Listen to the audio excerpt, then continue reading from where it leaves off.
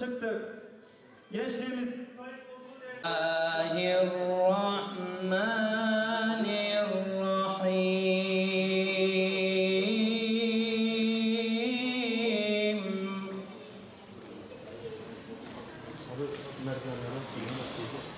ولا تحسبن الله غافلا عما يعمل الظالمون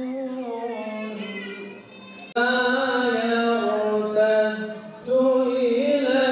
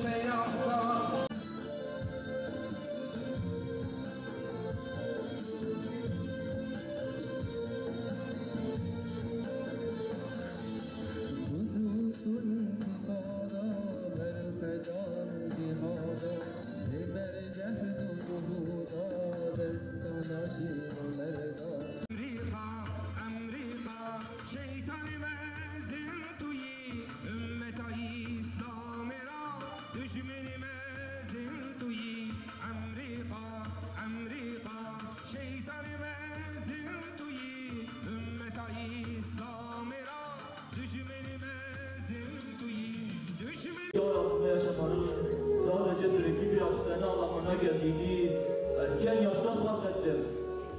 Çocukluğumdan beri biliyorum ki bu topraklarda hayat sıradan değildir. Burada doğan kalbinde kırılmaz bir siyah taşmalı ve özgürlüğe giden yolun uzun olduğunu anlamalı bilmelidir. Şehit olmuş çocukların abisi, evladını yitirmiş ananın çocuğuyum. Ben Gazi'nin yiğit evladı Yahya'yım.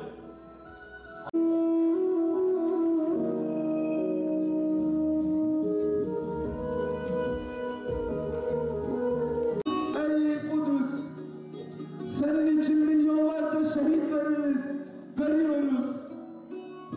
Canımız, kanımız, evladı yeğenimiz, sahip olduğumuz her şeyimiz. Kudüs ve Mescid-i Aksa'ya feda olsun, kurban İbrahim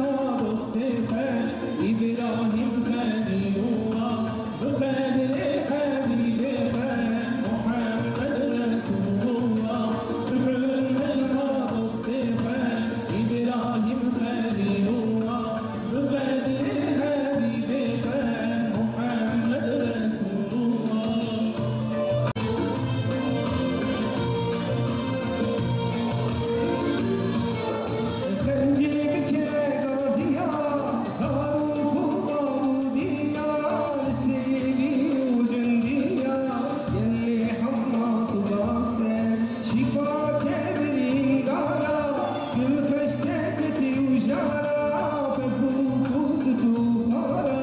جبو حماس وغزة تفوق ستوخارا جبو حماس وغزة Efseri sağlık zindeye ku birayime katliamdır. Deyle kuştun. Khani vareva misal vaza deyle khari. Buvan erişin Siyonista. Buvan erişin katili ku liddici insaniyetine. Birayime Müslüman ve berfadanek mazın berfadedin lehember van zalima lehember van erişa lehember van dagirkeriya mücadele edin. Proje kişi jüye mücadele o ne dane paş. Belki em li televizyon adı, li servan ekranı khoyi telefon adı. Katliamı va tamaşa dikin. Dili mesel va deşe. Hestir ji çaveme dibarin. Jiber ku tiştek ji destê menaye. Lewra îro alema İslamê dibin zilletek mezin de. İro ew hestirê çavê mazluma wê bibe sebebê geşbûna we. Wê bibe sebebê rûkeniya we bê em hêvî dikin. Ya Rabbi wan roja şanî me jî bide. Em bî jî bi çavê serê xwe dawiya zilmê bibênin. İnşallah em ê bibênin jî. Lewra tişt li cem Xweda rahet be. Herkes ku di imtihana xwe de. Çi zengin be, çi fakir be. Çi mêr be, çi jin be. Çi gundî be, çi bajarî be. Çi Türk be, çi Arab be, çi Kurd be, çi Faris be. Herkes ku imtihana wan heye. Cana imtihan bi tangayiyê ye, cana jî di ferahiyê de. Her çi qas birayemê Filistîn îro dibin wê tangayiyê de ne. û gelek li deverên alema İslamê û însaniyetê jî însan dibin zulm û teadê de ne, dibin feqîriyê de ne, dibin mehrûmiyetê de ne. Em jî her çi qas ne dibin zulmê de bin jî divê ferahiyê hade jî em jî imtihana xwe dibin. Em jî dibin imtihanê de ne. Kagelo ev imtihana xwe em ê bi ser kevin yan em ê mağlûb bin. Em ê xisar bikin yan em ê karê bikin. Em ji xwe bipirsin. Çawa ku li me jû rojî û taetê din li ser me Müslümana ferz e, cihad jî li ser me Müslümana ferz e. Ew jî ferzekî ji ferzayê.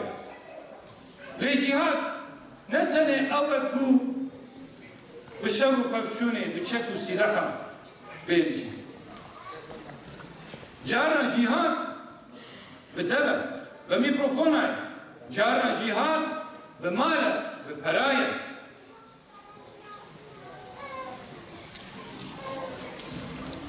Cihada me jî îro belkî ne wek cihada Filistîn be jî bêbawer bikin. Em hindik vek ya wan mühim e. Gazze'deki soykırım, orada katledilen çocuklar, kadınlar, siviller söz olarak bize bir şey bırakmamışlar. Daha orada ne olsun da insanlık harekete geçsin. Her türlü vahşet 15 aya yakındır yaşanıyor orada. Orada tüm ilkeler, tüm hukuklar, tüm değerler ayaklar altına alınıyor. Siyonist terör şebekesi hiçbir ilke, hiçbir ahlak, hiçbir kural tanımıyor. Ve orada şu an yaşananlar gerçekten yürekleri parçalıyor. O telefonlarımızda izlediğimiz videolar bir film sahnesi değildir kardeşlerim. Orada siz de bu son günlerde görüyorsunuz. artık cesetlerini bile, şehitlerini bile toparlayamaz hale geldiler. Bazı hayvanların onların o şehitlerin naaşlarını, cesetlerini yediklerini görürüz. Küçük yavruların hayvanların ağzında alıp götürdüklerine şahit oldum. Ve bugün yeryüzündeki hem İslam ülkeleri ve hem dünya ülkeleri buna sessiz kalıyor. Kıymetli kardeşlerim, uluslararası hukuk, insan hakları, çocuk hakları, bizzat çocuk hakları bildirgesini imzalayanlar, Birleşmiş Milletler Güvenlik Konseyi'ymiş. Hepsi maalesef bırakın bu zulme sessiz kalması, çoğu bu çocuk hakları bildirgesini imzalayanların çoğu bizzat bu çocukların katilleridirler. Bu kadın haklarını savunanlar bizzat bu kadınların katilleridirler kardeşlerim.